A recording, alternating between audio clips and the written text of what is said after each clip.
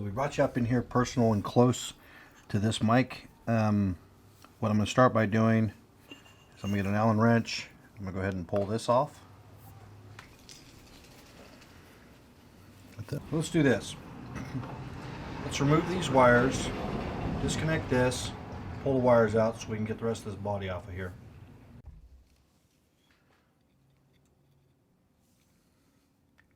Click.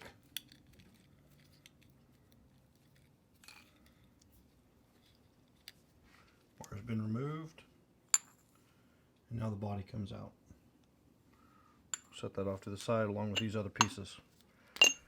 So now what it looks like is this piece is just floating on here, and it's clamped down between the top screw and the nut, so there's some pieces we'll have to measure inside of there. And I'll go start with pulling off the electronics pieces now. There's 3 screws around the body. Underneath these screws there's a plastic spacer from the main body itself, the flexible circuit board, which is really nice. And then these here, let's see.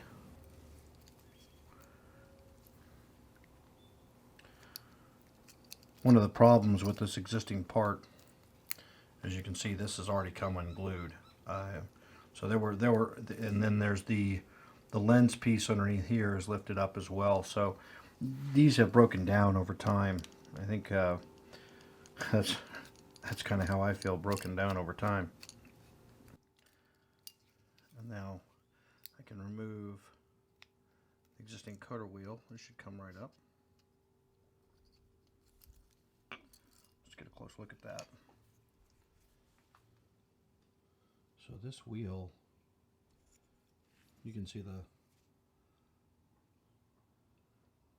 everything that passes through it. So it's letting light go through or travel through, and then every time it gets to one of the lines, it stops the transmittal of that light.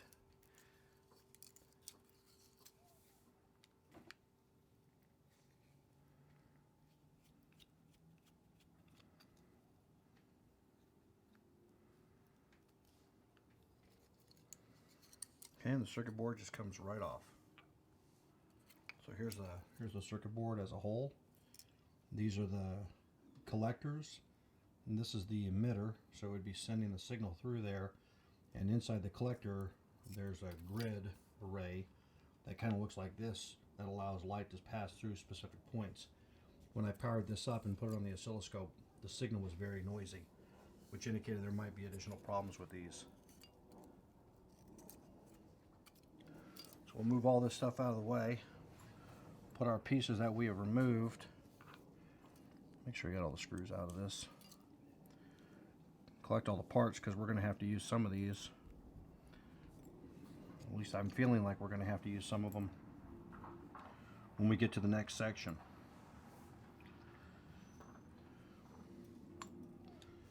Okay, and we won't need this wire for right now. So here's the body of the micrometer as it is. It has the thimble portion. This is what rotates, and it's a fixed, a non-rotating head. So as I turn this, this doesn't rotate, but it does go in and out. And one turn of the whole thimble is 20 thousandths of an inch. Yeah, 20 thousandths of an inch. Let me go ahead and bring the parts that we're going to be adapting to this. We'll have a look at them and then decide how we're going to go about doing that.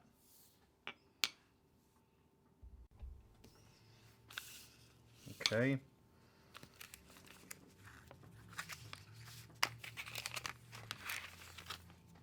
This right here is a US Digital Encoder module. It's set up for 500 lines or 500 CPR in its normal operating mode. It has the wire connectors located on the back side of it. They're still right there, and we'll use those to connect the wires back up to.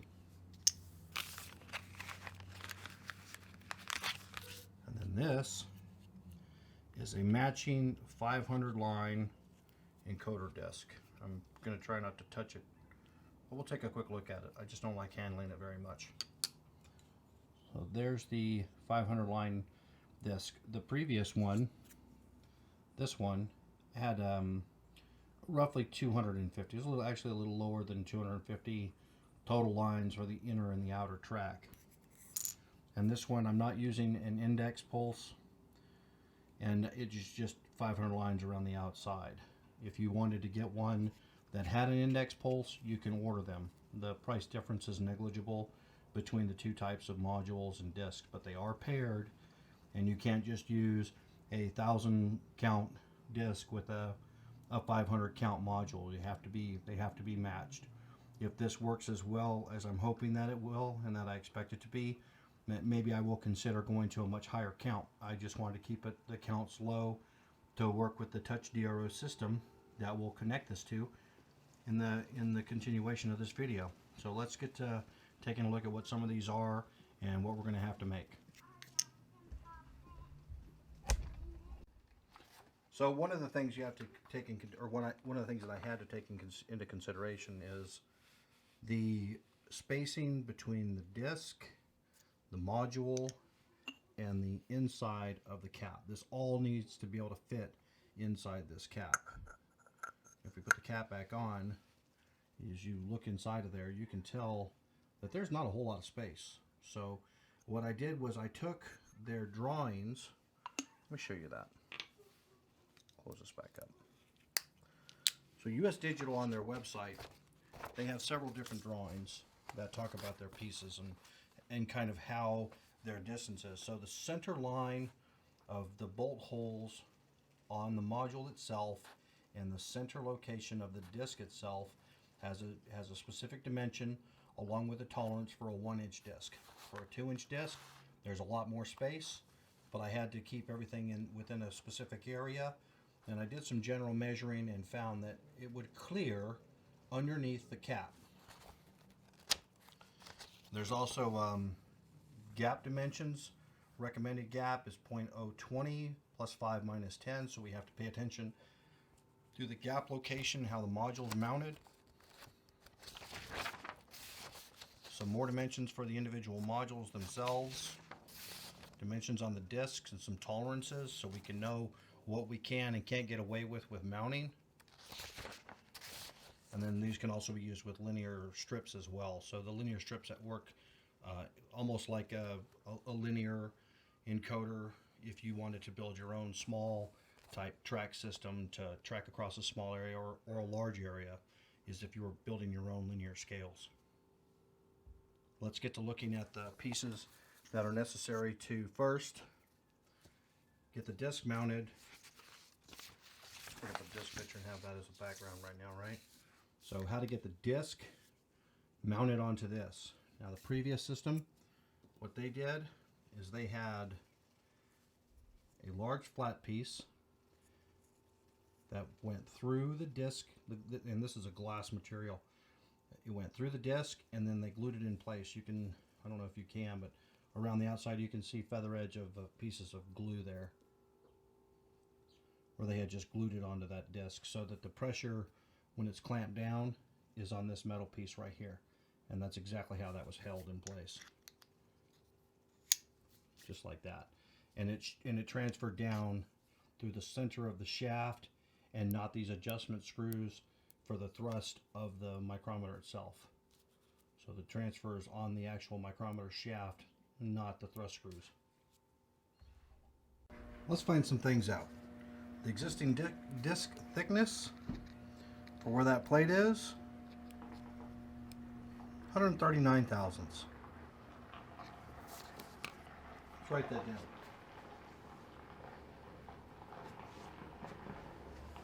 So we've got 0.139, and let's take a look at the shaft dimension here. Get an idea of what we're going to go over. 246. No, 236. Yeah. 236 for the shaft diameter. So let's go thick. Shaft is 2 236. 236. And then when I ordered the diameter for this disc, I specified 3/8 of an inch, so 375. And there's a couple different choices you can pick from, but they have their own standards. I don't know if they have some non-standard sizes. So to keep my gritty fingers off of this thing best I can, it's looking like 375. But one way to make sure of that is I have this pin from this gauge block. And it does go on. It's quite tight too. It won't just fall down there. So this disc will easily slip over a 375 diameter. That's going to become important. So for now, I'm going to go ahead and leave this disc on this pin. It's going to limit how many times I have to touch it and get it out of the way for now. So another dimension that we're going to take a look at is the small diameter. This is 0.350. So we kind of draw a part out here.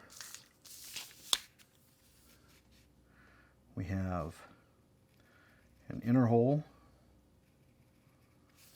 Going to come up. We have a step, and then we have another piece that comes up. So the part's going to look roughly like this. We know that the ID needs to be 0.236. We know that this diameter here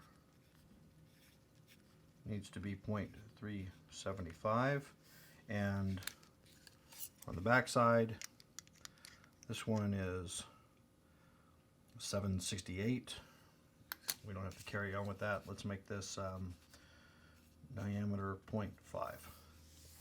We have a 1/2 inch, we have 375, and we have 236.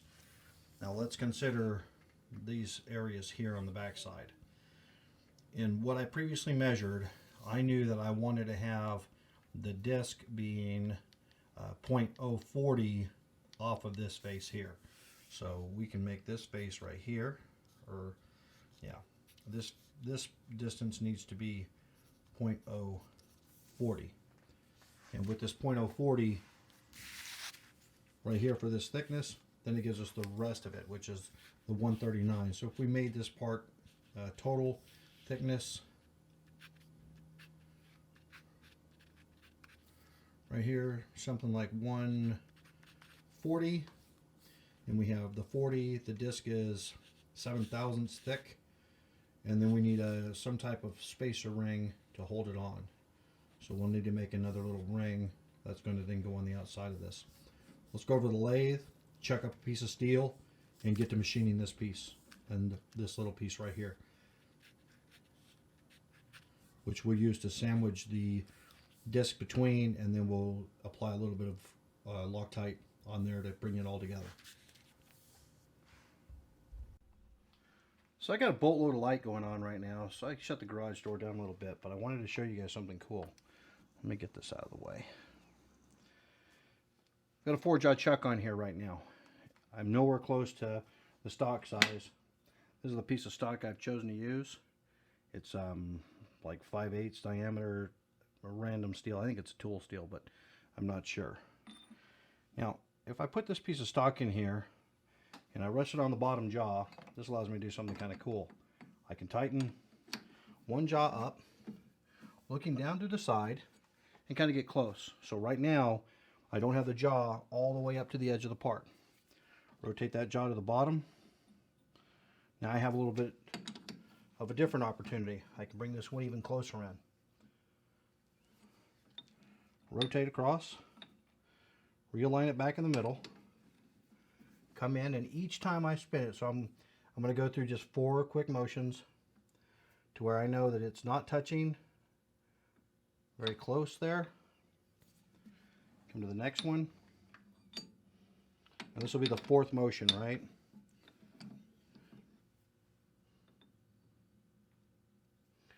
All I'm doing is kind of making sure that as soon as it touches, I'm going to call that close. Come back around, close, close, and then close. And just kind of looking, I can tell that I'm quite a bit off right now, just in these two directions. This one and this one.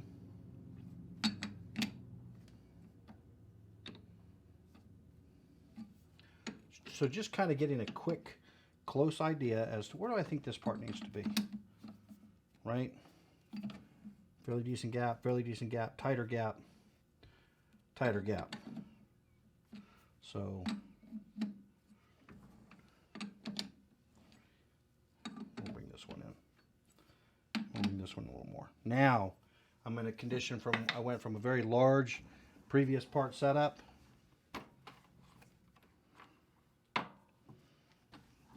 a much closer one. Now, since I am turning the OD of this part, I don't need to worry about it being way too far out. I do have a lot of stick out going on right now though. That's probably enough material.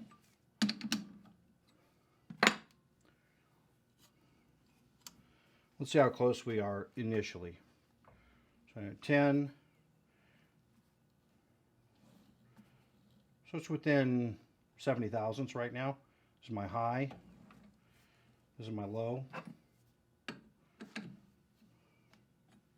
So my target number is going to be 75 on my indicator. So from 10 to 40, that gets me at 78. A little low. A little low. 75. Close to 75. Let's go ahead and snug these up. This one, 73, 73, 72, 73, 74, 74, and finally 74. That's as good as I need to get. I've got a little bit of wobble on the indicator. Not sure if you can see that, but that's as good as I need to have this part for the operations that we're going to turn. We get some tooling set up, some things written down so I can work with it. We'll get these cuts made. So a couple things I've already done with respect to this setup is I have squared my tool post to the chuck face for when we go to the parting operation. I've also oiled and lubricated the machine. There were some chips up here from a part that I turned down for my son. And let's carry on and get to work on this.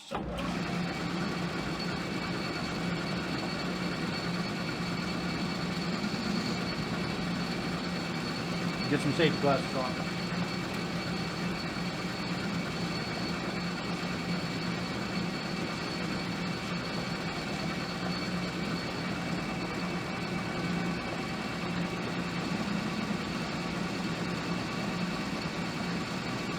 So the outside diameter that I'm shooting for right here is going to be a 1/2 inch.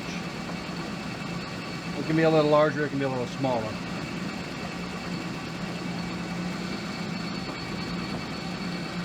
Just get an idea where we're at.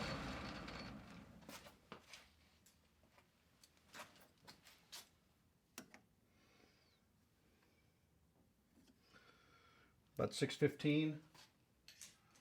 So I've got 55 thousandths to go off of there.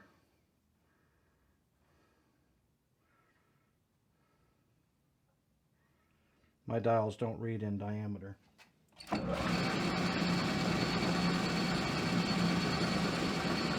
Sometimes I'm not able to lock them down all the way, like just then.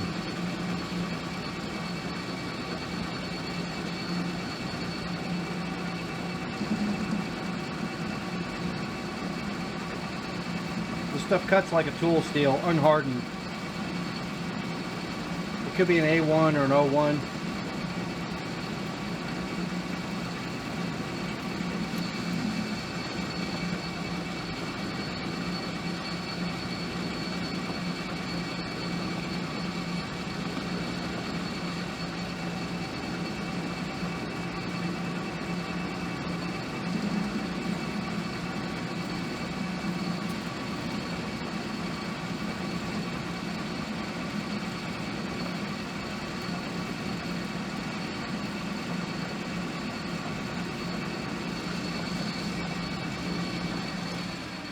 So my dial's on a 9 right now.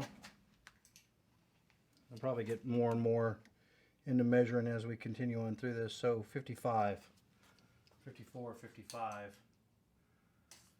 554, 555. So 55, it's 35, that should be 515. Take a 20,000 step to cut.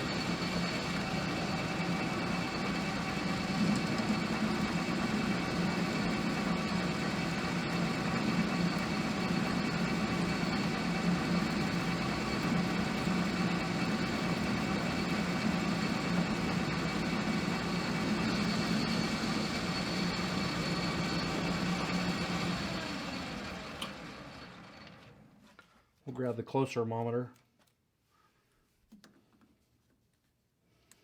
So right now we are at 511. Quite a bit of heat in the part. I should let this cool down some. We'll go ahead and take 5 more of that. No. Take a little skim cut. 2.5.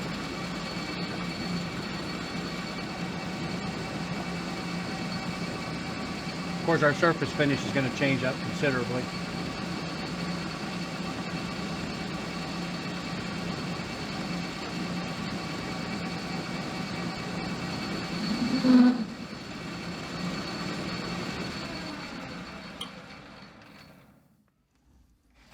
We got chatter out on the end.